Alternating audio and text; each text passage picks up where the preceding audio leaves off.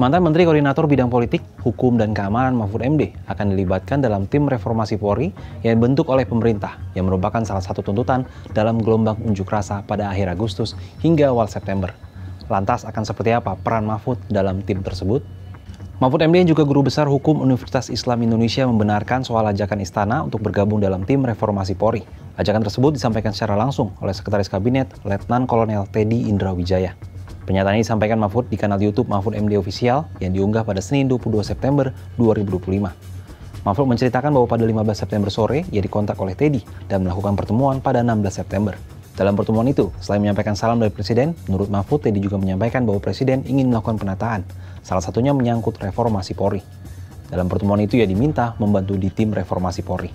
Dari diskusi yang panjang itu saya hanya menyampaikan konfirmasi satu hal, bahwa saya menyetujui seluruh rencana Pak Prabowo untuk reformasi dan saya bisa ikut membantu dalam tim reformasi Polri saja. Dari sekian banyak tuh kan ada politik, ekonomi, reformasi RUU perampasan aset, pilkada dan macam-macam itu kan disebutkan oleh Teddy. Kan masih banyak. Saya yang nyebutkan menyebutkan, oke. Mahfud juga menyampaikan alasannya mau bergabung di tim reformasi Polri karena ia adalah orang yang kritis terhadap pemerintah. Namun ia bukanlah seorang yang nihilis. Ia masih menaruh harapan terhadap pemerintahan. Ia juga bukan seorang yang fatalis atau berputus asa terhadap pemerintah. Ia tetap ingin membantu pemerintah sesuai dengan kapasitasnya. Penunjukan Mahfud MD sebagai salah satu tim reformasi Polri yang dibentuk oleh Presiden Prabowo Subianto ini tentunya menjadi harapan agar pemerintah benar-benar melakukan reformasi Polri. Seperti apa sepak terjang Mahfud MD di kancah politik nasional?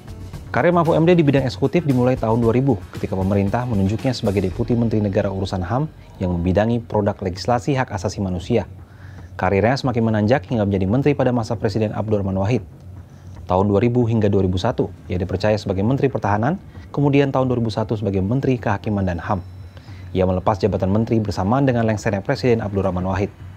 Tak hanya itu, Mahfud juga berkiprah sebagai anggota DPR periode 2004 hingga 2008. Selepas itu, Mahfud terpilih sebagai Hakim Mahkamah Konstitusi setelah mengantongi 38 suara dalam pemilihan terbuka Komisi 3 DPR. Ia lantas terpilih menjadi Ketua MK periode 2008 hingga 2011 menggantikan Jimli Asidik yang telah menjabat Ketua MK selama 2 periode. Mahfud kemudian terpilih kembali sebagai Ketua MK periode 2011 hingga 2013. Saat menjadi Ketua MK, Mahfud menerapkan keadilan substantif. Penerapan keadilan tersebut berhasil membongkar dugaan kriminalisasi 2 pimpinan Komisi Pemberantasan Korupsi, yakni Bibit Samatrianto dan Chandra Hamzah. Dalam Pilpres 2014, Mahfud sempat digadang-gadang menjadi calon presiden atau calon wakil presiden dari PKB. Dalam perkembangannya, PKB mendukung Joko Widodo Yusuf Kala.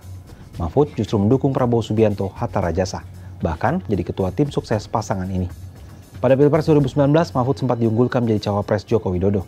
Namun rencana itu urung terwujud di menit-menit akhir.